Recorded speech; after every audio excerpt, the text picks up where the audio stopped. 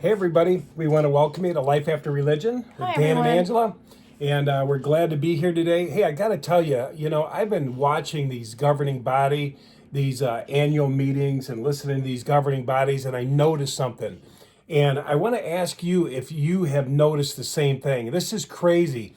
And what I want to say right up front is Jehovah's Witnesses are being played for fools. Fools. I'm not calling them fools.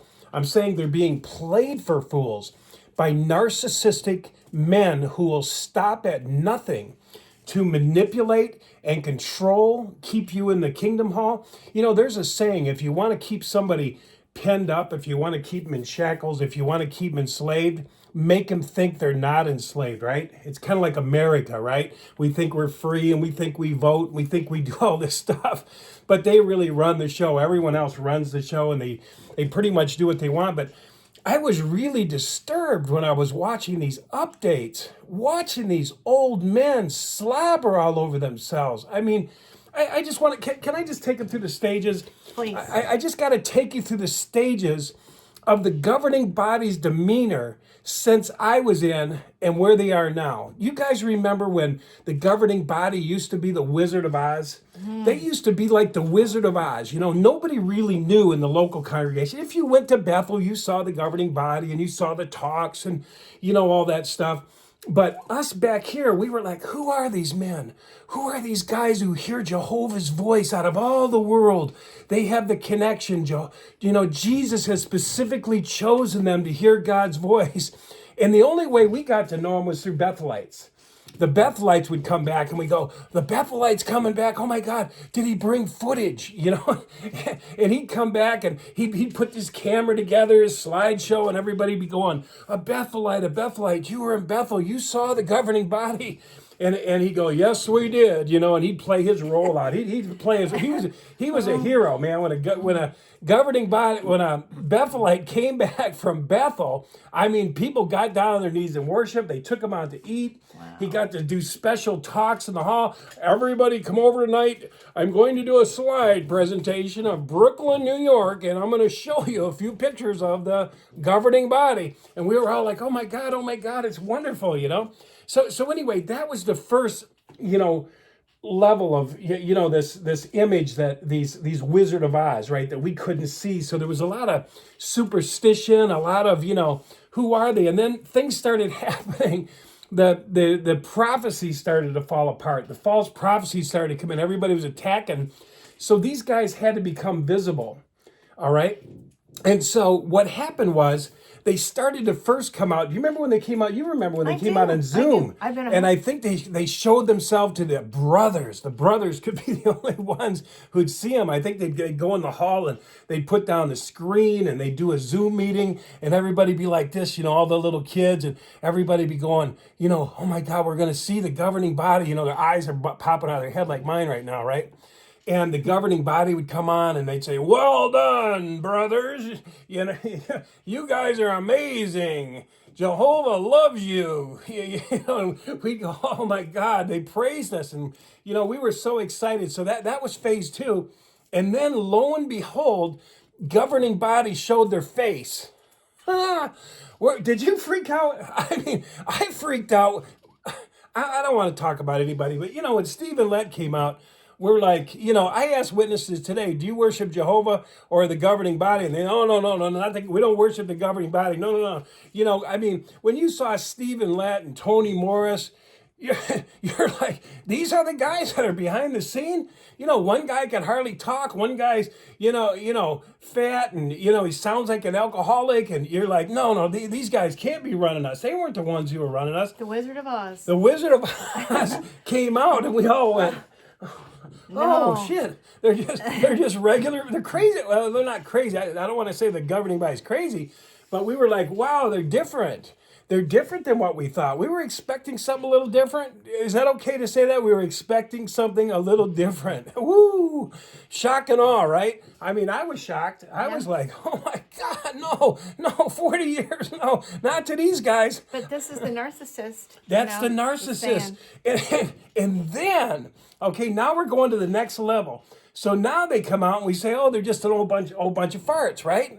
And man, those old bastards start spitting bullets. Bible bullets. I'll tell you what about those babies. Those babies are an enemy of Jehovah. I'll blow out their damn candles. Tony Morris. Damn. They were like, what the hell? They were spitting scriptural bullets at us. We were going, I was like, holy shit. And I'm going, whoa. And so anyway, all of a sudden there's this demeanor, we're badass, we're tough. Don't think we're tired out. Don't think we're, but here's what shocked me, guys. Here's what finally shocked me. The new updates. Have you seen the new updates? Have you seen the demeanor? We're grandpa now. We're grandpa. This is freaking me out. From bullets and ducking and dodging and, you better get back on the service or the blood is going to be all over you. Tony Morris, you remember he said that? You're going to be drenching in blood. You don't go back after COVID. It's over for you. And I was like, whoa, and now I'm watching them and they're soft, they're gentle, they're your best friend. And this is what got me to thinking with Angela, because, man, she had a big discovery about narcissists the other day. And I was like, what did you discover? And what she discovered was, and I could probably let her say it better, but what she discovered was that narcissists know what the hell they're doing. Yeah. They know that they're manipulating you. So I'm watching these guys. I don't know their name. I don't want to know their name. So forgive me if I don't mention their name. Go on jw.org. Go on JW Update. Look on the internet and you'll see a bunch of old men. Loesch is one. And there's another one that I just filmed. And I mean, their demeanor is like, we've been together a long time, haven't we, brothers? I mean, it's like con men, It is con men, Dan. Absolutely. Yeah. I mean, the whole thing about narcissists is that they hide behind a mask. So you're never allowed to know, really what they're all about. Really what they're really up to. You don't really ever know. Isn't that the governing body? I mean, they've been hiding behind that curtain for a long, long time. Yes. And guess what? They think that they're so unique and so special. They shouldn't have to be showing their faces. They shouldn't have to have you scrutinize them. They're going to remain this mystery. We're the king. We're the big cheese. We're the big personality. You're not allowed to even know what we look like. I mean, this is how arrogant it all is, Now you're going to be fortunate enough to see us. But, I'm watching these men. I'm watching them. And I'm seeing the covert nature. Where would you? The younger people want a playpen. You know what I mean? The way they're working now with the younger people, let's bring in the rock and roll. Let's bring in the rap. Let's bring in whatever they want. What do they want? Well, they want music. They don't want to be responsible. They don't even want to talk at the door. Okay, let's just get rid of the time. Can you imagine them in the corporate meeting? Okay, we got young people and we've got old people, okay? So the old people want freedom and play, right? And so you give them the playpen, right? Give them the play, give them a little more chain on their ankle bracelet, right? Give them a little more chain. Let them dance around and be cute. Let them stand out with a cart and go to jw.org. And they're going to get into paradise. You're going to get into paradise. You're doing everything just right, just the way Jehovah would have you. But now you got a problem. But now you got the older men. What the hell do you do with them? They don't want a playpen. They have been used to running it with an iron fist, right? This is the law. Jehovah says, And so I thought it was interesting that at the assembly, the governing body putting on all the different masks, right? We're loving, we're kind, Jehovah's mean, and they got all these masks they were putting on. So I go on and they did a little bit. You remember about Armageddon? They started out a little bit about Armageddon, and the old men are going, "Oh, it's here! Oh, it's here! Armageddon! Everybody's gonna die. We're gonna live!" And so they gave them that, and then at the end, it ended with that. It ended with Revelation. Don't worry, you old timers. Jesus is coming in. Coming in. and he's going to wine press all these guys, right? So hang on, you're going to be free. You see the little picture we had of you running up into the woods? You're going to be free, but we got it all covered, okay? You old guys okay with that? You okay? And I'm watching it. This is manipulation, guys. This is 100%. Sure is. Now we got to make it to where the young people can function in here. Okay, let's lessen the meetings. Let's shrink down the watchtower. Let's give them pioneer status. Yeah, let's give them the little badge that says they're a pioneer. Maybe the elders too will give them badges. You know, and it's funny, but these guys, and Angela is what made me think about this, will stop at nothing to manipulate you and to control you And to ruin you. and make an ass out of you. I hate to say that. I know the Jehovah's Witnesses are under mind control. I really do. And it saddens me, but I don't like people being made a fool out of. No. I was watching these younger sisters and stuff in one of these clips, and they were all just dancing and shaking around, and and these old men were just furious. The younger guys were like, "Oh, she's cute," and the young girl was going, "Boy, he's kind of handsome, little drummer there," and they're all just shaking their little asses off. Go ahead. But Dan, here's the thing. At Bethel, which is a pretty big city, Yeah. if you've seen any pictures, you guys see the massive amounts of buildings, these young kids going in there, right? Look, they're young. They're programmable. They're willing to be obedient. It's like the thing about the narcissist is once that he sees that you're not loyal to them, they dump you. They figure out a way. They start working on figuring out a way to get their new people, their new wife, for a narcissist, it's a new woman to satisfy all the different desires and needs and wants that they have, whatever their goals are, that you're going to fulfill that. So once you guys have not satisfied them, you've shown a little bit of disloyalty and trouble. They're just ready to throw y'all out and hey, we'll just go to the younger folks. But here's their problem. We're old. we need to I don't know, modern up, guys. What are we gonna do? We gotta get more modern so these young folks will like us and love us, right? Yeah. I mean, look, this is how it works. They bring you down to the lowest place they can possibly, because they wear you out. See, they've used you up, and when you're now a burden. This is how it works with a narcissist. They're ready to dump your butt, and they're going to get themselves a new people. So I believe with all my heart that for the overall, there have been so many witnesses that have left that they kind of have put you all in the same boat and said, you know what, the truth is these older folk, they have abandoned us and they've rejected us, and because they've had so much rejection, they put them all in the same boat and say, you know what, we're going to start things fresh and new. We're going to make new rules. We're going to make new ways of doing things and being, and new doctrines, new everything. We're going to change it up, and we're going to get these young folks to follow us, and we got to figure out a way to get modern, guys. Yep. This is what's going on. This is the narcissist. Yeah, and so they don't care about the damage they've done to you. No, and it's No now compassion. No, in the kingdom halls now. Be honest, they're modern day fundamentalist Christian country clubs. Becoming more and more. They are, and I thought it was interesting that governing bodies asking for forgiveness, right?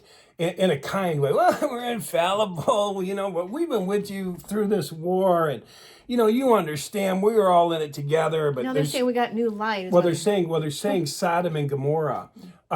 We shouldn't have said those people wouldn't be resurrected, and we shouldn't have said, in Noah's time that those people won't be. Well, we should have never said that. We're going, it's okay, governing body, because they've got the grandpa demeanor.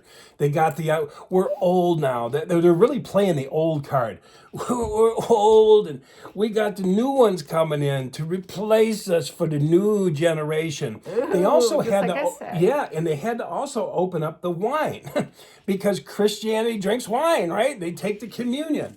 And so they had to open that up.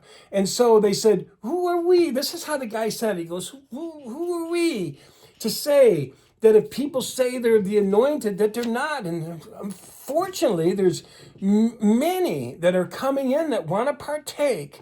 And so who are we? Well, see, this is Christianity, right? You know what else because the truth of it is they were already called up. all the older ones by now, it was All been over. gathered, right? Back in the 70s, 60s, they were almost all caught up.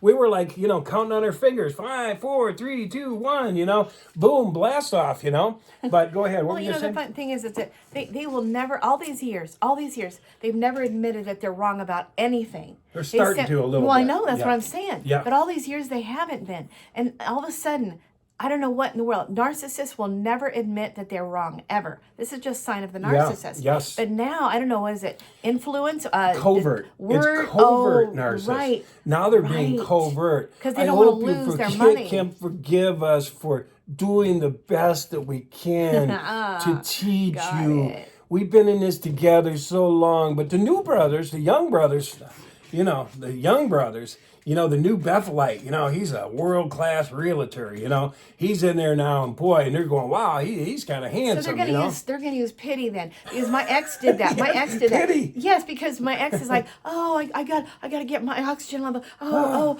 my oxygen. Oh, and he used his problems physically to get attention and to get compassion and money Yes. and get money and love and loyalty and no one gonna leave him, right? So these guys don't want their young folk at least to leave them, so they're gonna use every kind of manipulative thing covert they can, covert manipulation, but the Oh, agenda's my the God. same. To Liars. give you a little more chain, a little more freedom. Not going too far, because I'll start shooting darts at you. I got some scriptures that'll scare the hell out of you.